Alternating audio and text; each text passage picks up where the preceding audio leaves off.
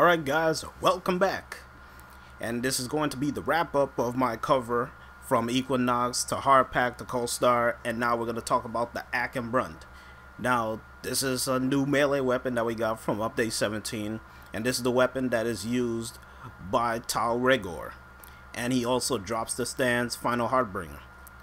Now, this weapon is actually pretty good, and at the same time, I'd even had to Forma this bad boy, so let me go into the weapon and I'll show you guys what I'm talking about here. Now, as soon as orders can move out the way, as you can see, I have the Ack Brunt with that crit chance 32% with a 3.8 crit multiplier, and I have the status at 28%, which is how I like it, because you can't really build it all the way as far as with status anyway, because I'm going to show you guys what I mean as far as with that. Not that you can't build it for it. I mean, you can. But like I said, you know, 34% is good.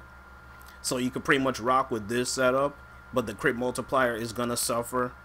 And at the same time, it does basically slash damage. Obviously, puncture and impact is not a factor with this weapon. So I have the Buzzkill in there. I have True Steel, Fury, Pressure Point, you know, Voltaic Strike, Verugan Surge, Volcanic Edge. And like I said, you could build it for crit, or you could just go and put all the elements in there so you could build for status. Now, I mostly build for crit because when those shots be landing, it's like, yo, the status, even if it kicks in or not, the enemy will be dead anyway. So I'm not saying it's worth building for status. You could build for status, but I like building for crit because once those critical shots start to land, the enemy will be dead anyway. So you could build for either. You could build for status, or you could just build for crit. So this weapon is very versatile. You don't even have to Forma it. But like I said, it depends on your build. This is pretty much how I like to build for my Ack Brunt. And obviously I have the stance for it too, which drops when you file Tal Regor, which is Final Harbinger.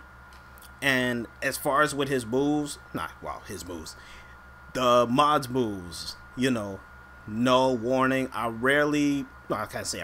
use this, but I like to use Semitic Shred because the combo just goes on like a slashing fury where you just start slashing everything in sight. My second one that I do is Impending Battery, where you press circle twice and then you pause and then you just keep pressing it again. And then Dark Light is like my last reserve. You know, you just press circle and then you hold circle and keep pressing it again. So I mean, the weapon is really good to use. It is very versatile, this Ack Brunt. I mean, I wasn't all that surprised that I didn't need to Forma this, but I see why you don't really need to, because if you're building for crit, it's very easy. You don't have to Forma nothing, and you have a 2 capacity to spare. So it's not all that surprising to me on this weapon.